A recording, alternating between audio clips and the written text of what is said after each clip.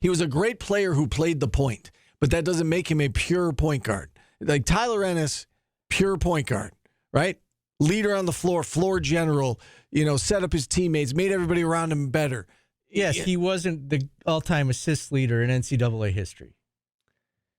Thank you. I agree with you on that. Let's go to Mike McAllister. McAllister Monday. Mike, how are you? I'm good. Everyone is a pure point guard in my view. So Thank you. There you go. Do you want to start basketball? Why don't we start football just because it happened first, and then we'll get into it happened. We'll get into basketball. It happened, all right. It happened. Something happened, that's for sure. I was talking with somebody earlier today, and the person said to me, of all the things that come out of that game, I'm not concerned about Kyle McCord. And I kind of thought to myself, I was like, you know what? I'm not either. It was one of those games that just everything went wrong. It snowballed. It got away from it in a hurry. What do you take away from that game? Do you agree with that statement? I 100% agree with that statement. Listen, one horrible game, or maybe more notably, one horrific, awful stretch of about a quarter and a half, to me, doesn't really change what Kyle McCord has been for the previous 6 games. Here's the other part of it, too. He had, I think of his 5 picks, I think 3 of them bounced off of someone's hands, and that stuff happens from time to time. It just usually doesn't happen that frequently all in the same game or all within about a quarter and a half of each other. And that's really, I think, what, I saw a lot of comments from people that were not believers in Kyle McCord, national media folks especially, while that game was going on. See, we told you what Kyle McCord was. Well, listen, to me, if you have a 7-game sample and in 6 games he's been excellent, outstanding, in the discussion for being a top 10 quarterback in the country, and then one game goes catastrophically bad, what is more likely what he is, the 6 or the 1?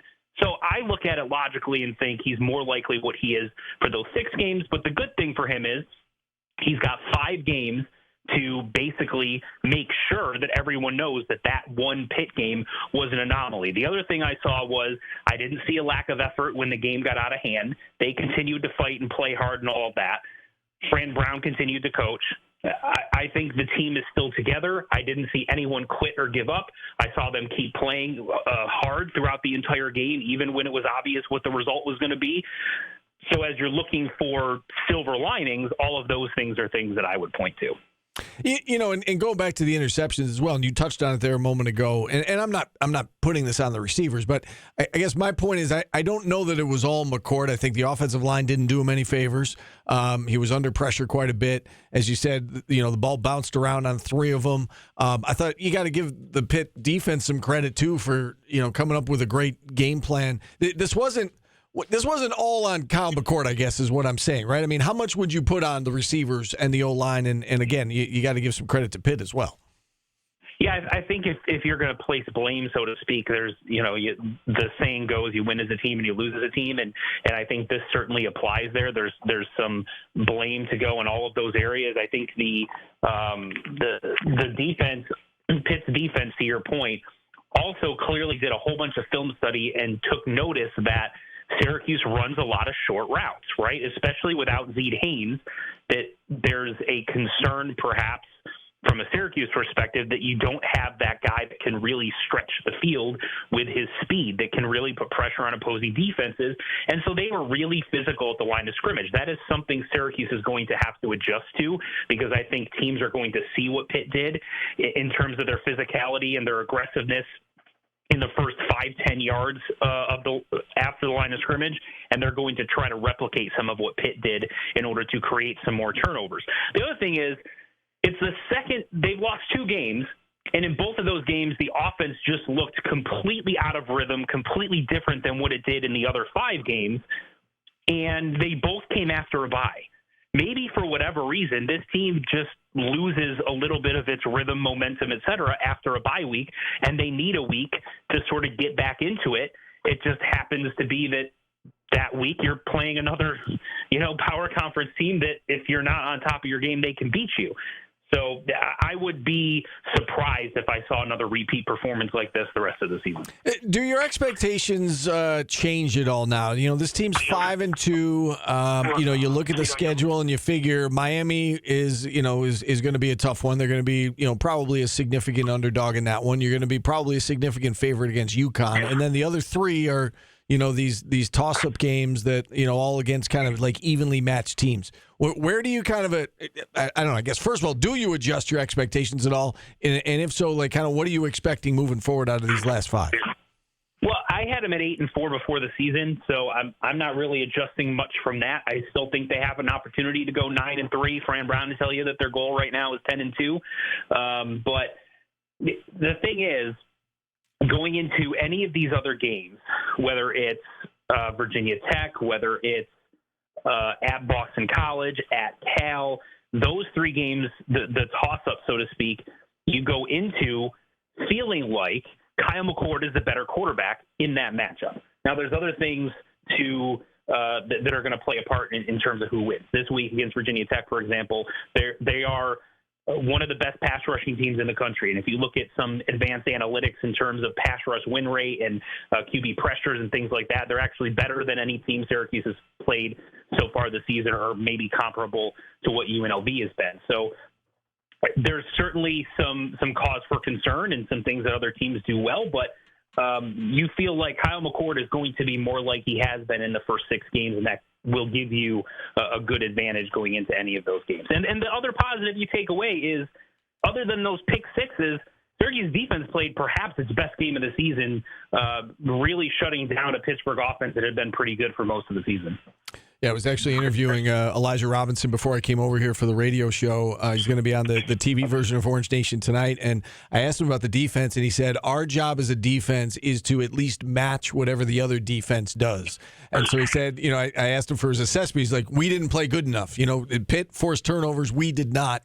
And that was obviously a big difference in the game. It was the difference in the game. You look at all the other stats, everything favored Syracuse except for the turnovers. The other thing, too, is they drop a turnover immediately, and you don't know how much that would have changed the game, too, if you get that pick. And the Marlowe Wax penalty that negated one. I was going to say, that was a big call. I'd make an argument they did have a turnover, and it was called back for one of the worst roughing the passer penalties. Oh, that was awful. And again, I mean, at that point, it's still it's lopsided. Right, it's lopsided at that point, but it maybe it's 24-7 going into half instead of 31-0. And you get the ball coming out of the locker room. I mean, you make that first pick though, it could change the whole complexion of the game. No, that's fair. That's a fair point. Agree. All right, let's talk a little basketball before we get on to Fran Brown's coming up here at 1:00 with his press conference. What do you take anything away from that game at all? Well, the one thing I take away is that Red treated that like a true exhibition game, in that he mentioned after the game he wanted to see a bunch of different lineups, and they did exactly that. So it's hard to take a ton away in terms of, I love a lot about what this can do, or, were they able to get into rhythm in certain circumstances, or did they win by enough, and a lot of those things.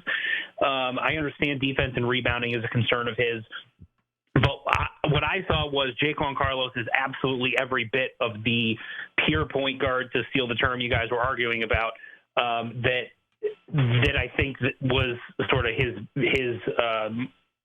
marquee coming out of Hofstra. So I know there were a lot of people that weren't really high on him. I hope that performance, even though it's against a D2 team and a not very good D2 team, that it would change your minds a little bit, because I think he's a really good player. I think he can make an impact on both ends. And Donnie Freeman looked every bit as the, athletic, highly talented recruit that we thought he would. There were some other things. Eddie Lampkin's a really good passer. I think we all expected that. Chris Bell can shoot. Looks like they have some more shooters than perhaps what they did last year, other than Chris Bell. But largely, I think until we see what the actual rotation is going to be, and I'm not convinced that the starting lineup we saw against Clarion is what's going to be against Lemoyne in the opener. But, maybe they don't have that figured out quite yet. Still, I think there were certainly some encouraging signs that if you're a Syracuse fan, you look at it and say, wow, this team could be really deep, and I think there's a lot of good things to be positive about. And I guess along those lines, what will you be looking forward to in this second exhibition coming up on Wednesday? I'm a little curious to see if the starting lineup is going to be exactly the same as it was against Clarion. I know Coach Autry said after that game that there were a couple of lineups that he wants to see in this game against Slippery Rock that they didn't throw out there against Clarion. So I'm curious what those lineups look like. Maybe that involves Chance Westry. He was a guy that I really wanted to see, in the last game. And it's more so just to see what he looks like because we know he's unbelievably talented. I think every Syracuse fan is itching to see what he looks like out there on the floor, what type of player he is, how he's going to fit in with everybody else. Are they going to put him at the 1, the 2, or the 3, those types of things. So I'm kind of curious about some of that. And then to see if there's maybe a little bit more energy and effort defensively, as a whole group based on what Red said after the game against Clarion.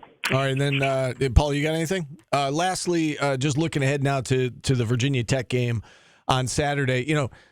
Virginia Tech, I know they have 3 losses. They're playing really good football.